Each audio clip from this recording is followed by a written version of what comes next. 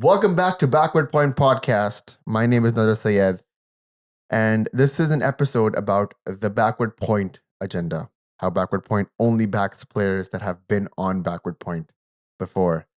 With me, as always, is my co-host, and today we're going to be talking about how we feel about that. Bashar Sayed. You know what's funny? The fact that those players have been on the podcast already, it sort of means that we've had them as guests. Yeah. The podcast is done. Yep.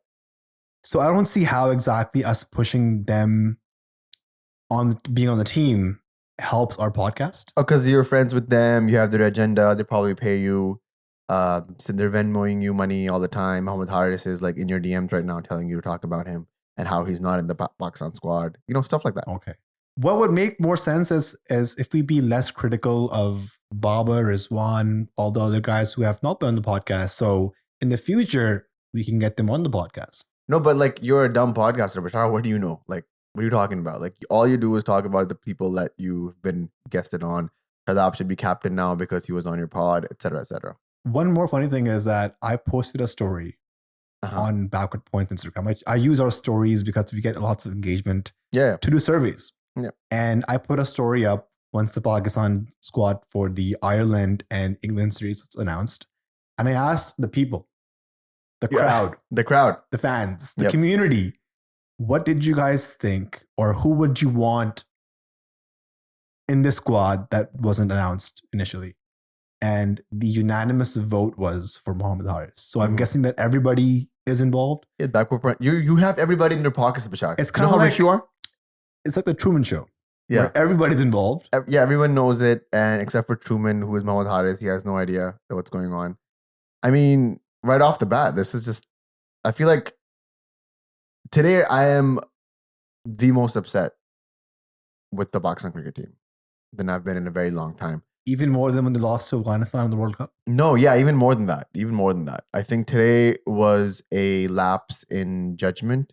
Today was just a diabolical error of all regards of the entire 11-man selection committee or 7-man selection committee. Today was just the failure of a nation that has revered only one sport for the past 50 years of its existence. Today was just a spit in the face of every single Pakistan cricket fan who has been following this team for decades now. And I just think, I don't even know where to start because every time I feel like I'm getting to a place of reconciliation, something drops, some news drops that I just blows me up again. And I have to like figure out how to make peace with that again. I think reading the selection committee and watching the press conference and then watching the press conference again over social media, because nothing ever dies. Everything comes back. I've just felt this reinvigorated passion and just this weird, deadly feeling in my soul, which I felt back in 2016-17 during the Azhar Ali ODI era. And it's not a good feeling. It's not a good feeling. I think what actually triggered the trauma revisited, was the inclusion of Hassan Ali. And I guess before we get into that proper story, the news broke this morning, that the Pakistan team has announced its Ireland/England series squad. While the World Cup squads are being announced for everybody else, 9 out of the 20 teams have taken the initiative to drop their 15 or 18-man squad. And India is one of them, England is one of them, Australia is one of them. But some of the big ones have already announced Canada dropped their squad as well. Some friends in that 20 and 15-man squad. We will tackle that shortly. But today, Pakistan goes out and drops their squad for a 6-match series against England and Ireland. Do you want to name the squad, Bashar? Yeah, the squad was announced. If you live under a rock, the squad goes as follows. Babar Azam is captain. There is no vice captain announced. Abrar Ahmed, Azam Khan, Fakhr Zaman, Haris Rove, Hassan Ali.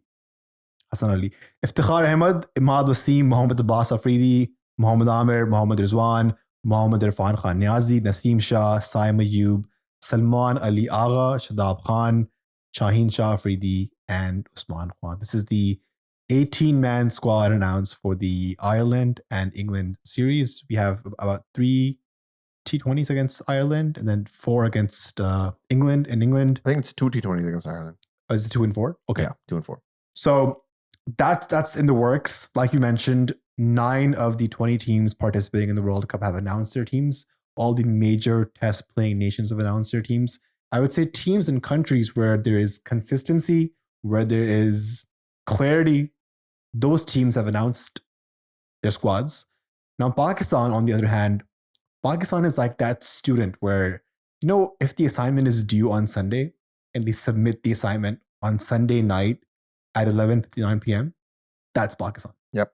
When asked in the press conference why this is not the World Cup team, Abdul Razak, one of the 7 selectors, mentioned that we don't want to announce the team too early and then make a mistake or rush into things. Instead, what Pakistan has done with the squad, they have dropped 3 players that were in the New Zealand series just last week, and they've added a few more new players. So the players that were dropped were Zaman Khan, criminal, Sam Amir, murder, Hasibullah, petty thief. And the new additions were Hassan Ali, Babzi the King, corruption, Salman Agha, curious, and Haris Rove comes back from injury. Fair enough. My one-word reaction should be enough of what I actually feel about this. What does Zaman Khan have to do to prove himself? I'm shocked. Baffled. Absolutely baffled. My question is, Pakistan, or because we can trace this back to Babar's captaincy, Babar is captain again, we invest in these young players. We invest in the Muhammad Harises, the Wasim Juniors, the Zaman Khans. We played them in Asia Cups. We take them to World Cups. We even play some of them at World Cups.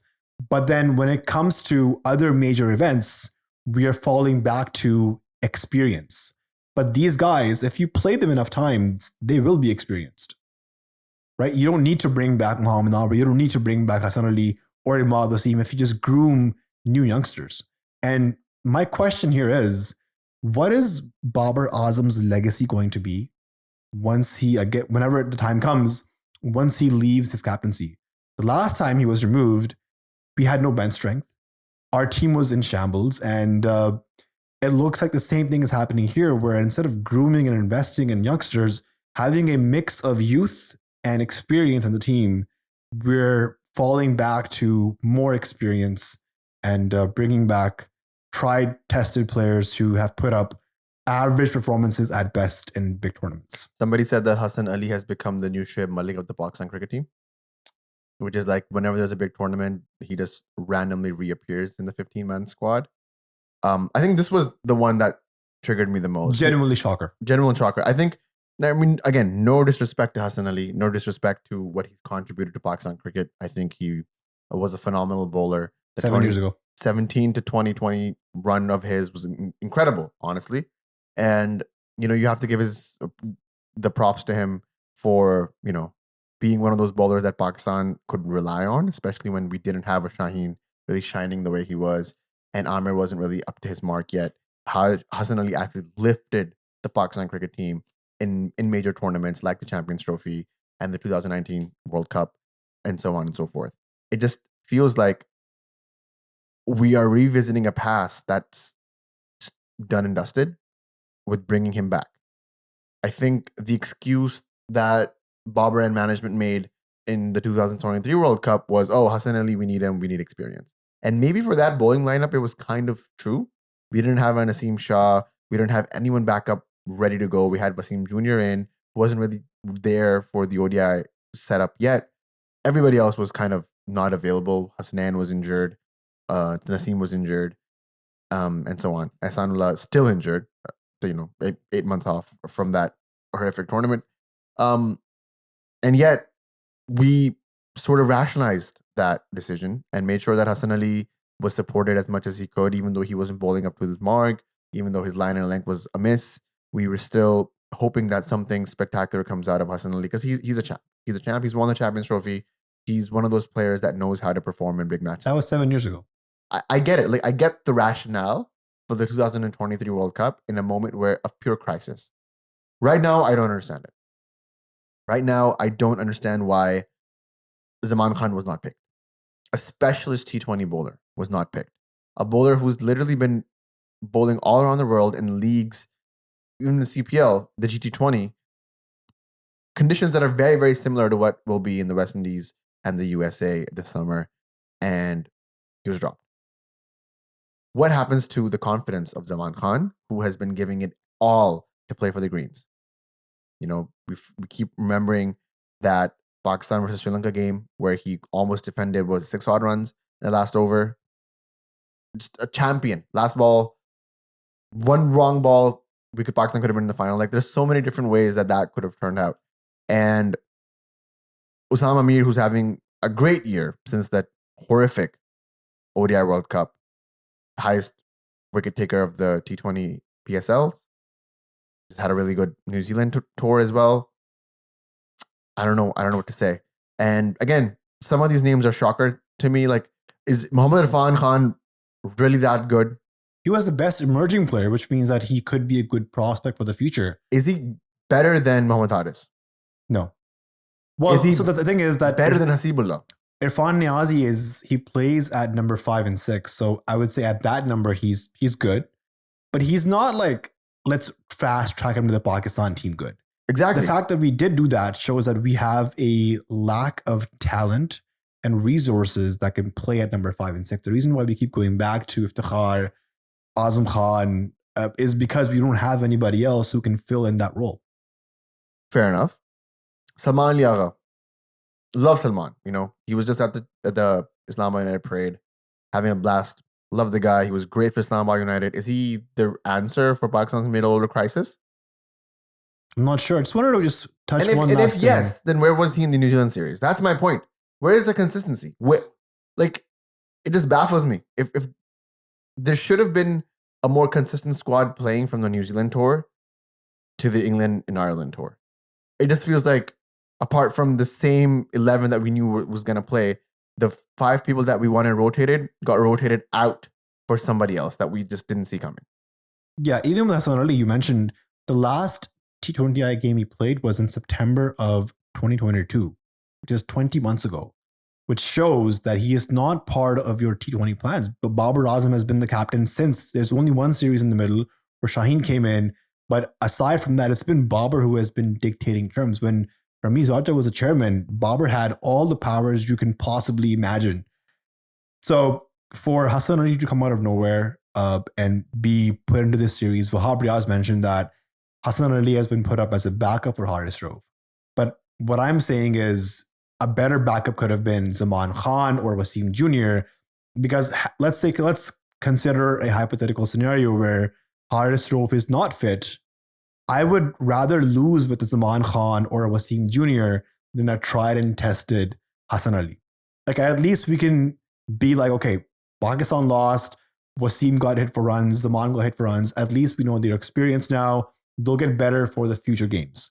But having Hassan Ali back just doesn't make any sense. I watched the squad come out at like 3 a.m. yesterday, and I had to like open my eyes, rub them, and be like, am I actually seeing Hassan Ali back in the team before a World Cup? I think that's the one that triggered everybody the most. This is a weird stat. Has Salman Ali Agha never debuted as a T20 player for Pakistan? He has not. He's been part of Pakistan's test team. He played ODIs, Asia Cup, World Cup, but he's never played T20s. He's actually evolved his T20 game in the past few months since the Sindh Premier League, and then the PSL where he scored 210 runs at an average of 31 and strike rate of 140. I think he also hit 12 sixes, which means like he's developed some new shots. He's a good fielder in the slips. He balls good off spin. But again, he's a good player, respects to him. This is not the time to bring in a brand new T20 middle order player 6 games before a World Cup. Yeah, I totally agree. I mean, we could be proven wrong that Agha Salman could come out and be Where does he play? Who does he play for?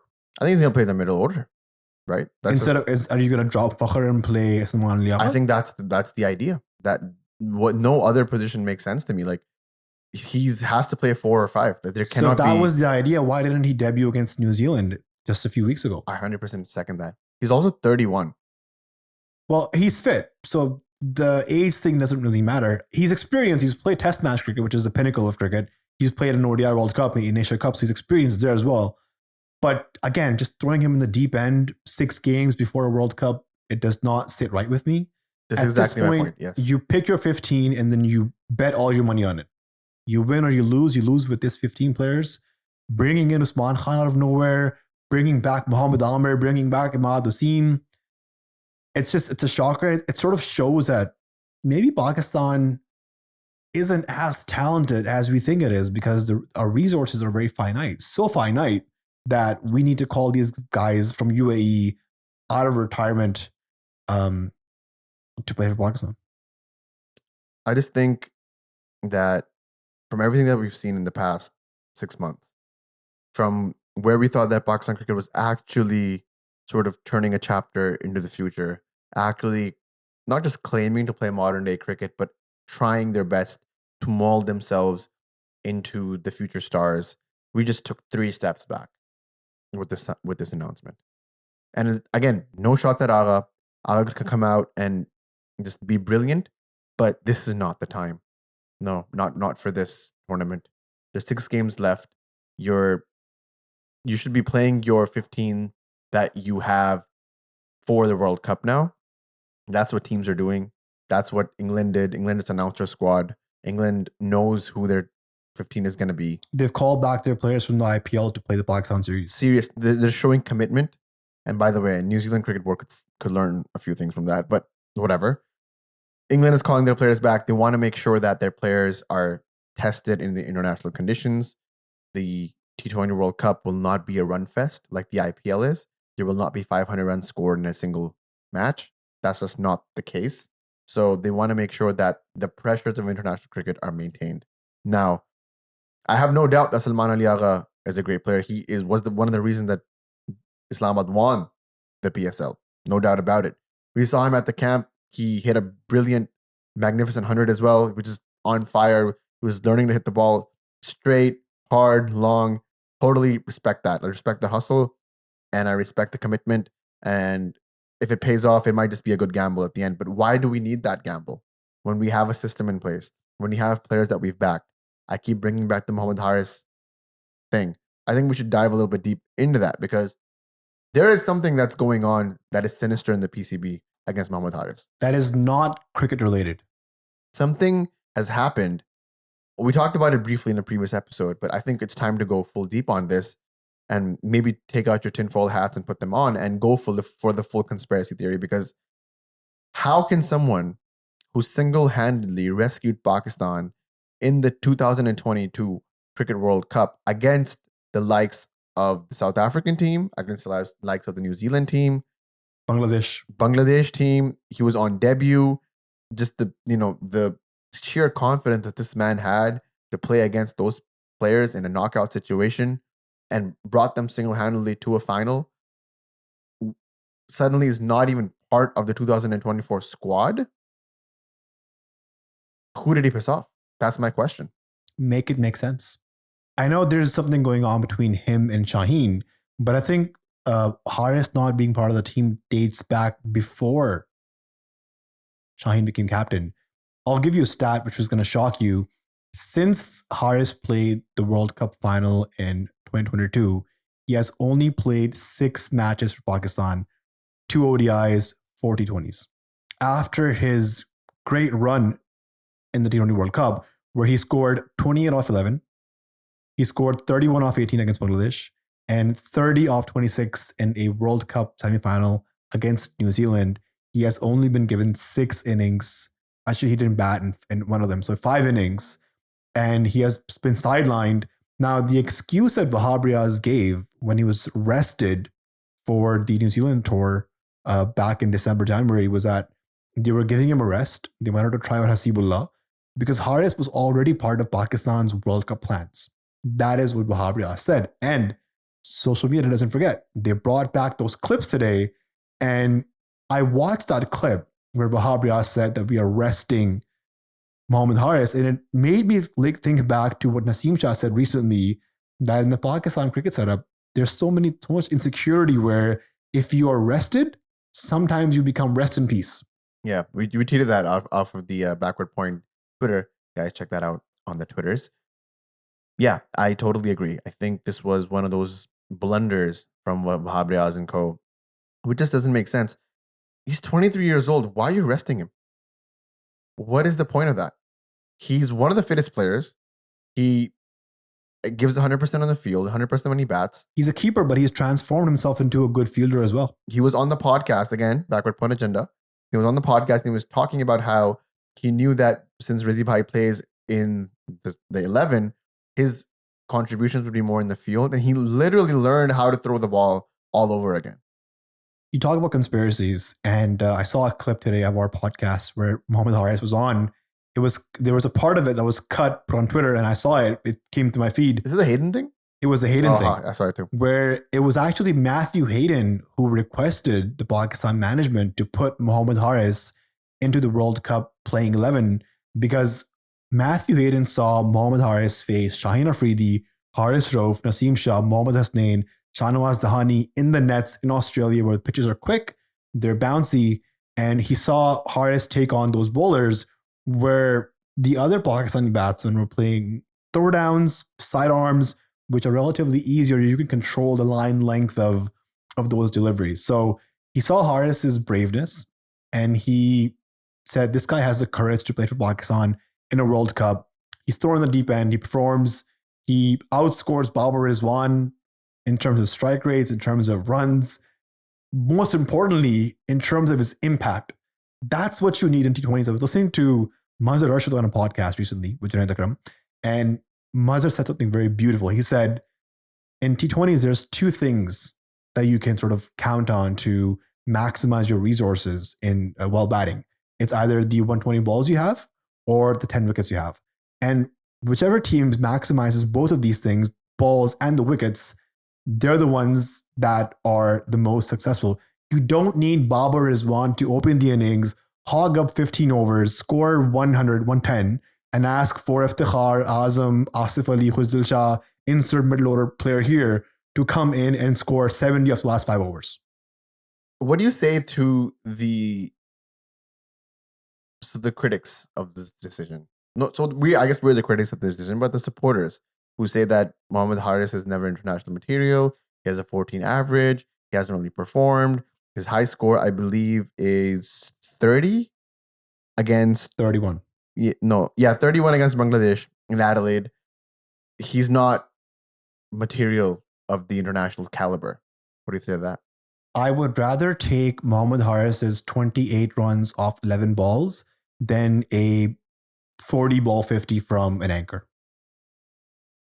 Why? Because T20 cricket is all about impact. It's all about putting the pressure on the other team. And Mohammad Haris, he's got that dog in him, man. He's got that big dog thing. Umair's new album. So that's why you need players like Saim Ayub and Mohammad Haris. Now, the argument for Mohammad Haris can be put the same way for Saim Ayub. Saim also has a 14 average. He has a 125 strike rate, which is lower than Mohammad Haris's. Yet here we are backing Saim Ayub. Why can't we do the same thing with Mohammad Haris?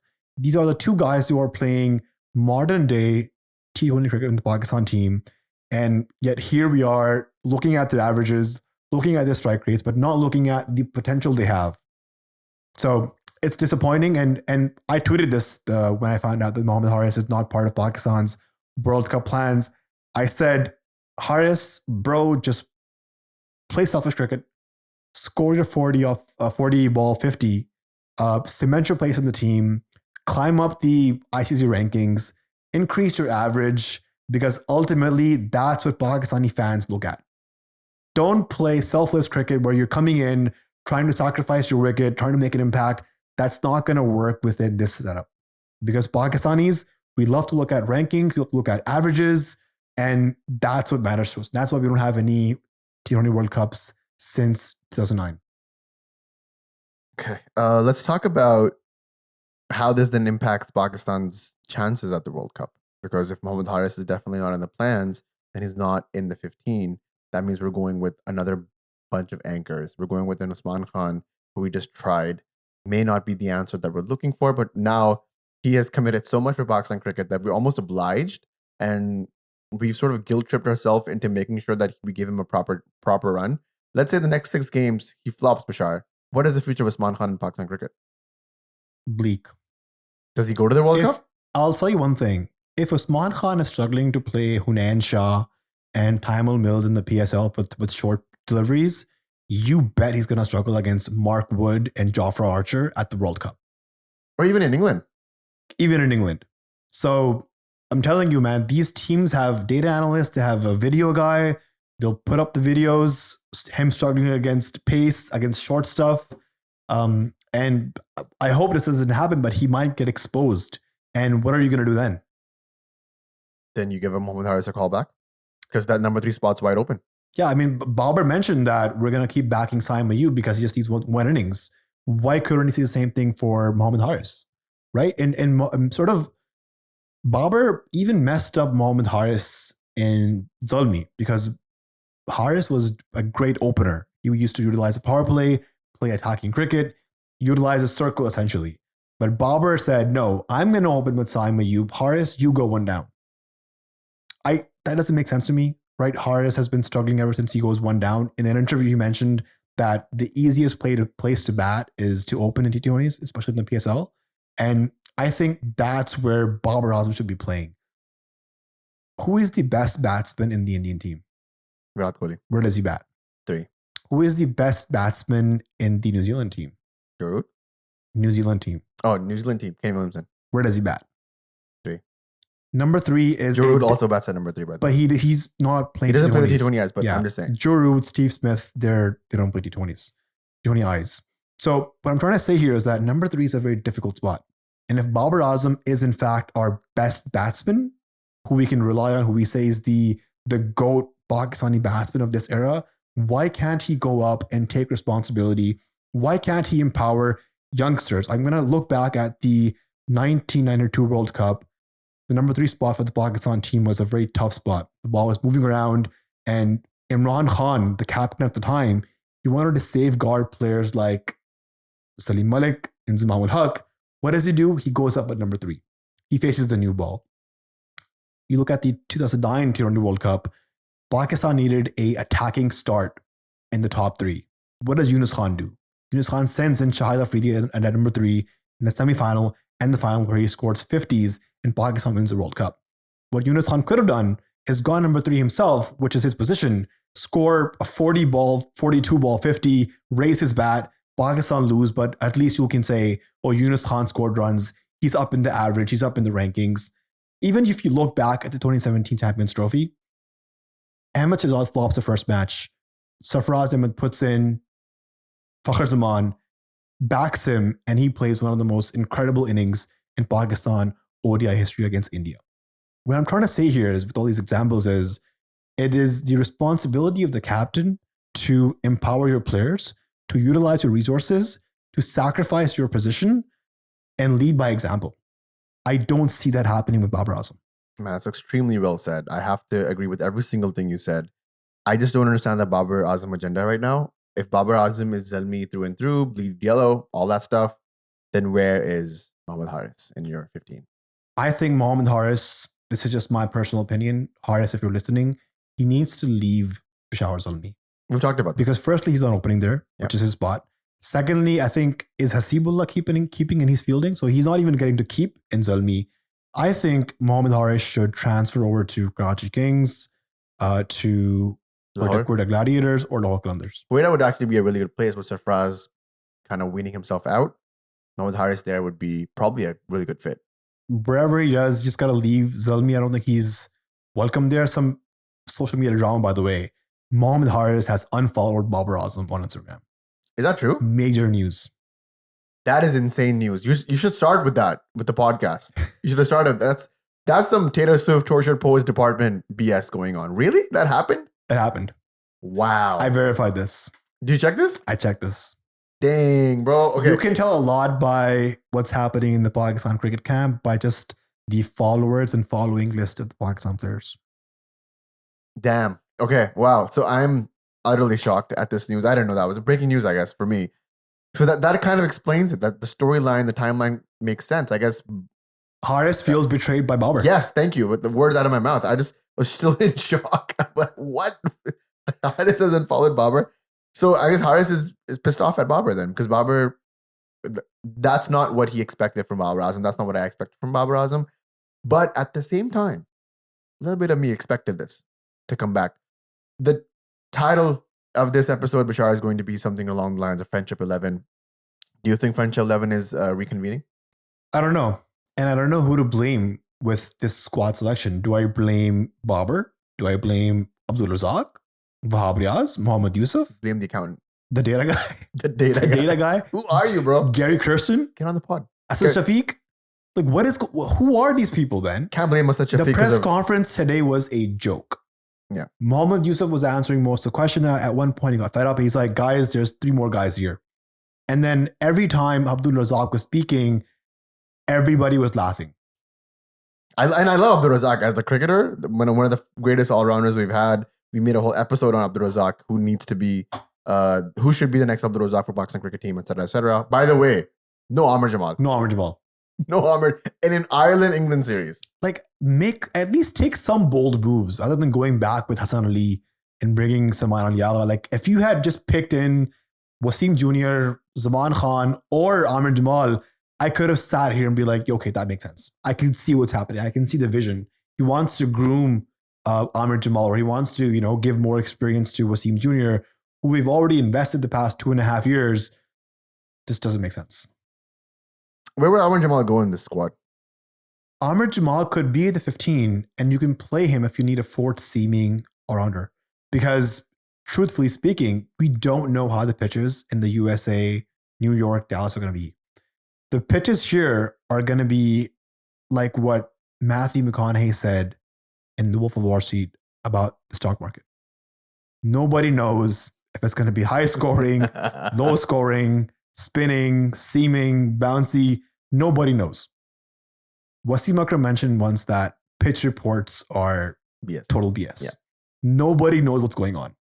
So the idea is that when conditions are unfamiliar, you pick a team that's balanced where you can pick and choose from players based on the conditions. I mean, of course, Wasim Akram would say that because he chose to bat after a rainy morning against Australia in the 99 final. That's abysmal. That's a crime. That's a crime against humanity. Sorry to say. Baz, love you. Come on the pod, please. But come on. I think the truthful answer is that Amir Jamal would be instead of Muhammad Amir in a fair world. That's his position. Muhammad Amir took Amir Jamal's spot. Amir Jamal most likely would have been the fourth seaming option with an all-rounding, with the batting all-rounder aspect of it. But you cannot just go out with, because at this point you have Naseem, Shaheen, Haris, Amir, and Abbas Afridi. You have 5 seamers. You're going to take 5 seamers to the World Cup. That's one too many, in my opinion. And well, the squad was 18 man. Is this going to be shortened to 15? 15. So 3 people are already gonna not get the boot. Get the boot. And it's going to be Irfan Niazi. It's going to be Salman Agha. It's going to be Usman Khan. No, it's not Usman Khan. I think the deal with Usman is that he plays the World Cup, which is why he's staying. But I think the third name might be either Azam or Fakhr. No. I think I had this down. I'm looking at the squad right now. Who do you kick abroad? Abbas Afridi. Really? Yeah. You don't take Abbas to the World Cup? No, because then you have Haris Raufs, Mohammad Amir, Shaheen Afridi, and Naseem. So you have 4 seamers. And then amongst those 4, top 3 play. Yes. Right? So even Hassan Ali doesn't make it, actually. Yeah, but then that's even more annoying. That Hassan Ali's at the World Cup. He's not going to make it. Sorry, I mean... As a reserve. Even more annoying that he's going to the series. Like, I would rather try out Amir Jamal and fail. Low-key, I feel like it's because Hassan Ali's already in the UK. He's playing county cricket there. I saw that tweet. They're like, he's probably just, it's easier to call him. Stop, bro. He's already there. This guy's on Twitter way too much. You think he's not on Twitter? Here he's everything. Save a business class seat from Pakistan to the UK. It's a lot of money. PCB. It's a lot of money. And there's taxes on the business class seats now when you're flying out of Pakistan. So, but no, I don't think that's exactly what it was. If you're Wasim Jr., how shitty do you feel today? Extremely. Anybody who was dropped that was part of the plans the past 2 years probably feels betrayed, loss of confidence, a loss of trust within the management and the PCB. Even Usama Mir posted a very cryptic story. I think it said something on the lines. It was a Quran ayat, which he quoted with translation, which said that what is to come is going to be better than what has passed. That BBL contract? Actually, he's playing in the 100, so that's a The 100 contract? 60,000 pounds.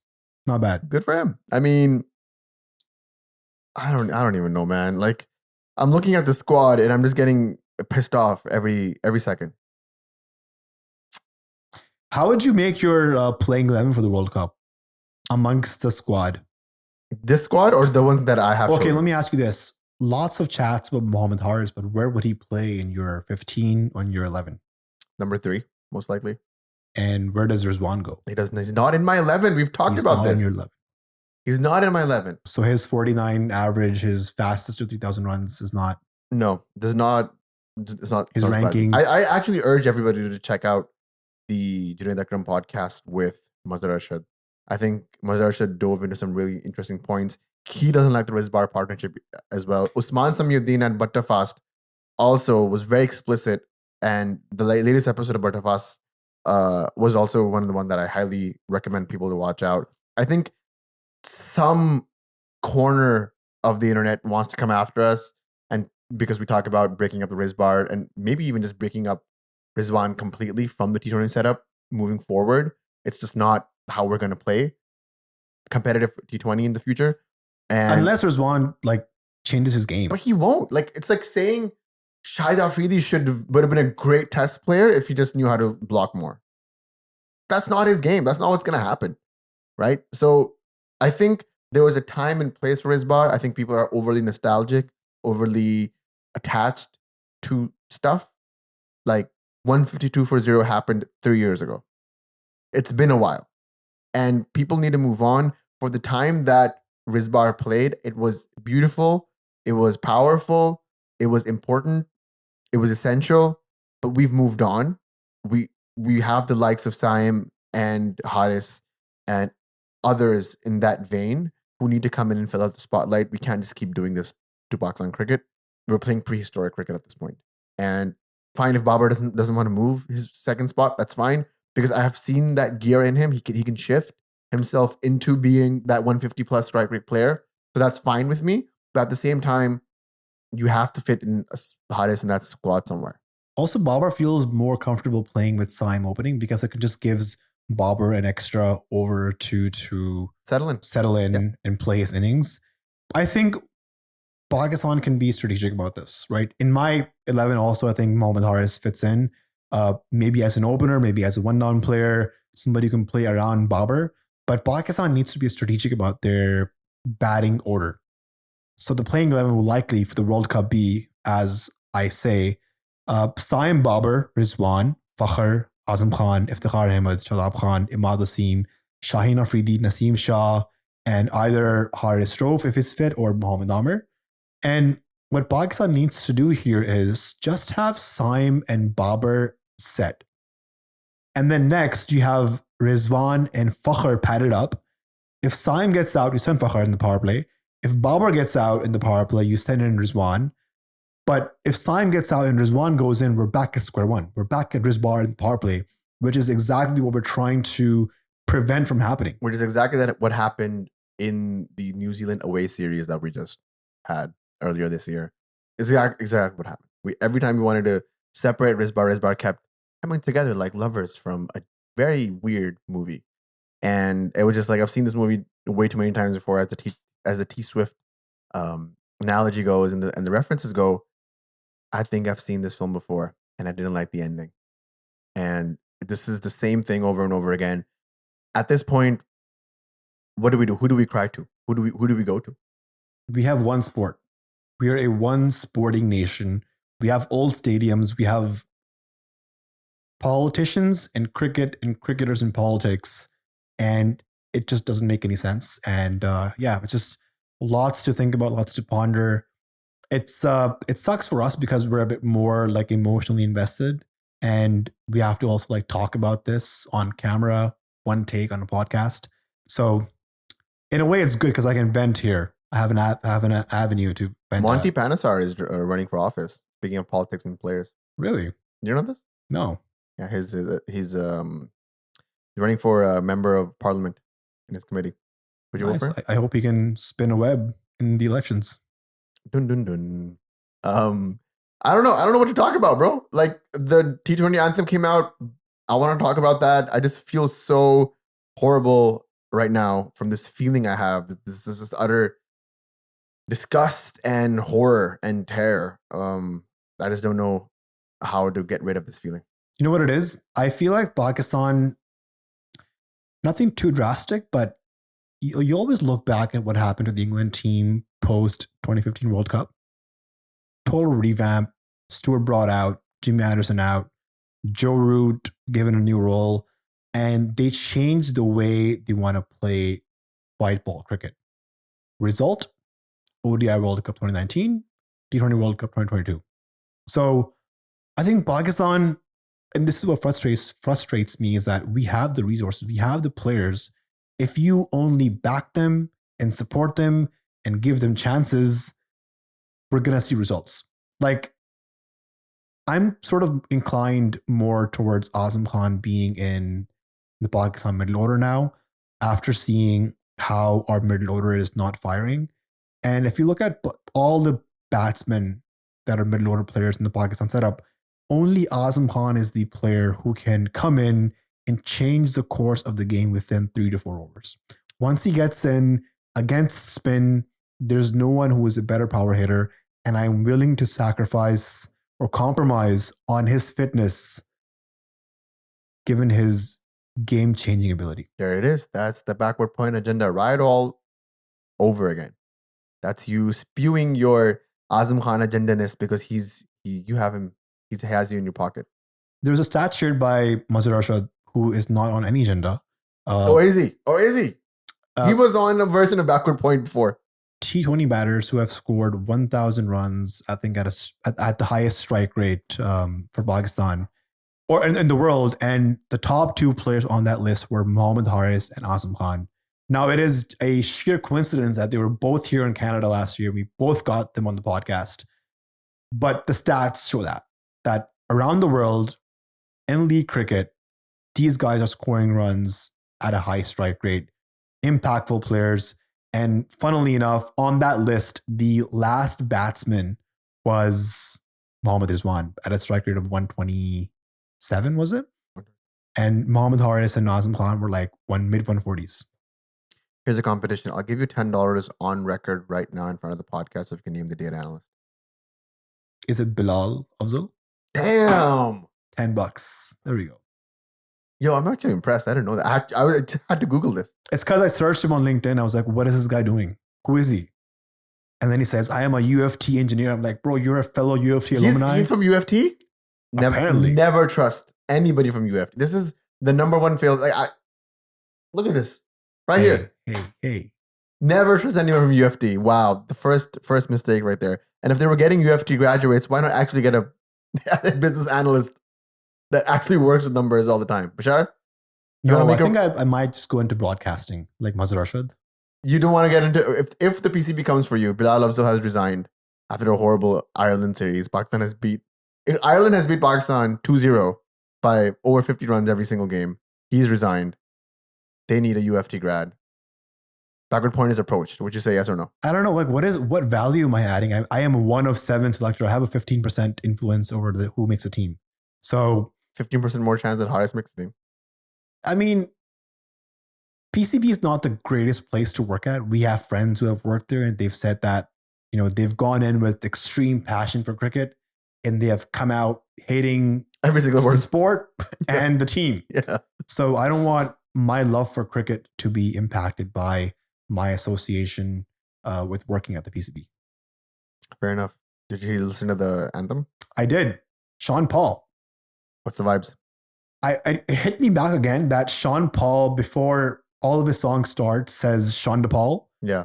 I thought he was saying his name, Sean the Paul or something. But I heard him talk in an interview that he says Chandra Paul, who is one of the greatest batsmen from the West Indies, from Guyana. Yeah. So I saw Sean Paul and Chandra Paul in the video. And I was like, this is 2 great worlds uniting. Pakistan's record in the World Cups in West Indies, horrid. Absolutely horrid. Didn't we make the semis last T20 World Cup? Yeah, but guess what happened? Yeah, Mike Hussey happened. There we go. And Matthew Wade pulled off of Mike Hussey. And then 2007, what happened? Our coach died. We lost to Ireland. So how do you feel about this? A little bit better because especially with the squad, really? No, because we have games we don't have any group matches in the West Indies, right? Until we make the Super 8s? Yeah, we have 2 games in New York, I believe. Some in Dallas, and some in one in Florida. Yeah. So no Houston. No Houston, Dallas, Florida, and New York. Yes, you're right. Yeah. So until we go to the playoffs, we don't go to West Indies. But this is going to be a tough time to play in West Indies. Surprisingly, I have toured the West Indies. Whoa. Back in 2016, I was part of the Toronto under-19 high school cricket team that toured to Trinidad and Tobago. You should give us a pitch report. The one thing I will say is that the Caribbean this time of the year is going to be extremely hot, extremely humid, and our players will be sweating buckets because all of the games that I think India and Pakistan are going to play are in the daytime, so they can get the maximum viewership back in India, Pakistan. So it's going to be tough in terms of the climate. It's going to be very hot. Some games might get rained out, but yeah, I'm excited to see how the pitches behave, especially in the USA with the drop-in pitches. How are the pitches when you play there? Slow, turning tracks, and it was turning miles. We played one game against Trinidad under 17, and I think they bowled maybe 3 or 4 overs with a new ball with the fast bowler, and then after that it was just 2 left arm spinners, 6'2" guys. They were bowling literally on a nickel. You could put a nickel there and they would hit that spot all day, every day. And it was turning miles. Like you go forward for a front foot defense. It had already spun back you. How you guys do on the tour? We played, how many games? We played 3 or 4 matches. We lost 3 of them. Okay. But we won 1. This is what I mean. Yeah. This is what I want. That's the first time I realized that how much conditions play such a huge role. Like all of our guys, we were very talented in Toronto. Like we played a few games here before we went. We demolished all the teams we played against. But once we went there, the conditions were totally different. It was really windy. And I remember the first game that I played, I'm an outswing bowler and I picked the wrong end. I was bowling against the wind. So instead of the ball swinging away, because the wind was so windy, the ball was swinging in. And I was like, what's going on? I mean, is that what's going to happen with our boys there? I hope not. The highest drove, check the wind before you check the directions. Yes, please. Do you want to call out your playing 11 for the T20 World Cup? I just did. Saim, Babar Azam. Go again. Wait. Run me down from the start. Give me the 15-man squad for your T20 World Cup. I know Pakistan hasn't announced their squad yet, so this is a good opportunity for us to announce it. Now, before you do that, I just want to quickly give a shout out to our Patreon community. We have started releasing episodes beforehand there. So if you are a Patreon member, you get access to these episodes up to 6 to 10 hours before it's actually out. And people love that. We post our post our episodes on Patreon. People talk about it. Our Patreon community is a small community, so we read every single comment, we reply to it, we heart it, etc., etc. So if you guys want the monthly Q&As, the BTS videos, and the vlogs that are coming up very, very soon, and access to future merch, join up. Links are in the bio below. Also, monthly Zoom calls. We just had one done recently. It's always fun. We've actually become friends with all of our Patreon members because that community is so tight-knit. And it's just wonderful to see that. If you guys want to support the podcast again with memberships, you can join a Spotify membership. You can join a YouTube membership. All that money comes straight into our pockets, and we help succeed in our journey to make this affordable for us. Finally, if you just want a place to talk cricket with like-minded cricket fans that are not toxic, you can join our Discord community. It's run within our community. All the mods are within our community. We check it every single day. We participate in it. Right now, the cricket season is starting everywhere in England, Canada, North America. So we're having, we've been posting a lot of our own cricket stuff there as well on the Discord channels. So check that out as well. Okay, cool. Bashar, your 15-man World Cup squad, please. Here we go. Starting off with the playing 11. It's going to be Saim Ayub, Babar Azam, Mohammad Rizwan, Fakhr Zaman, Azam Khan, Iftikhar Ahmed, Shadab Khan, Imad Wasim, Shaheen Afridi, Naseem Shah, Haris Rauf, and there's a hysterical Haris Rauf. It's going to be him if he's fit. If he's not fit, it's going to be Mohammad Amir. And then my reserves are going to be Abrar Ahmed, Wasim Jr., Osama Mir, and Muhammad Haris as the backup opener. I have a question with your 15. What is the point of Babar Ahmed if you have Shadab, Imad, and Iftikhar in the same team? In what world does he play? That's true. That's a very good question. Here's the thing. How much do we trust Shadab Khan as a bowler? Has he proved himself since he's come back from his ankle injury? The trajectory is north. Let's just say that. He's improved. He's getting better. You know that last T20 against New Zealand where they had us in a chokehold. He came in, bowled a beautiful couple of overs, took a wicket, gave I think in 2 overs he gave 14 or 15 runs. Pretty good. I think the trajectory is north. Because if Shadab doesn't get his things together for the World Cup as a bowler, we're gonna have serious problems, and then not having Osama Mir as a backup. But will we have serious problems? Because we have Iftikhar in the team who can bowl the remaining. It's just a couple of overs. Shadab gets 2 overs, then he gets smacked for 30. Then the next couple of overs, Iftikhar, Imad, or Saim are covering up. So in what world would we actually need Abrar? And if Abrar comes into the team, who do we sit out? Well, it's still risky because if Shadab goes for 30 and 2 overs, and it's a low-scoring match, and Shadab is bowling like juicy full tosses to Rohit Sharma, he's going to put that away all day, every day. So maybe you can put in Abrar by taking out an all-rounder, maybe? Imad, maybe? Yeah, it's tough. I don't see exactly how Abrar can fit in here, actually, on second thought. But I guess they're going to take him, though. They want to have that option because if Shadab, let's say Shadab is out of form, and he's really not playing well in the warm-up matches or the actual World Cup, the first 3 matches, then you have at least the option of bringing in a mystery spinner who brings something different than Imad or Samamir. I just don't know where he goes, the mystery spinner. It's a mystery where he goes. It's a mystery. Yeah, I concur with your 15 as well. The only change that I would make is take Rizwan out, put Haris in. In the 11. In the 15 and 11, yes. That's my only change. I think apart from that, if you just make that one switch, suddenly this looks like a team that could go on and win the World Cup. Like, I have no doubts in these guys. I think a little bit of concern trolling we will be accused of because of the 50 minutes that just passed. But the fact is that the 11 that Bashar just laid out in front of you, if you take out Rizwan, you put in Haris there, you suddenly have a 11 that have a higher chance of going out there and succeeding.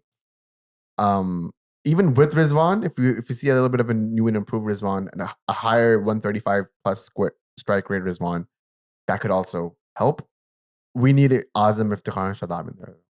Those 3 have to be there. Not precisely in that order, maybe. Maybe you have to switch some people around, given the situation. Keep Ifti for the last 4 overs. Like even the last 4 overs against pace. Which is, again, a shocker of a statement that you have to say. But yeah, go ahead.